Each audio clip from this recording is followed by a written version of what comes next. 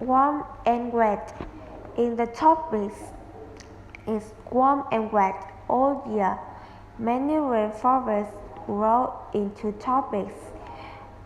In a rainforest, trees get lots of light and rain, and they grow very tall.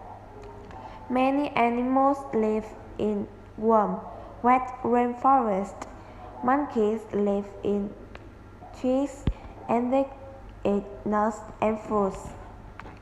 Birds fly from the tree to tree. Birds eat many beans. They eat nuts and fruit too. Small frogs drink raindrops on the big leaves of rainforest trees.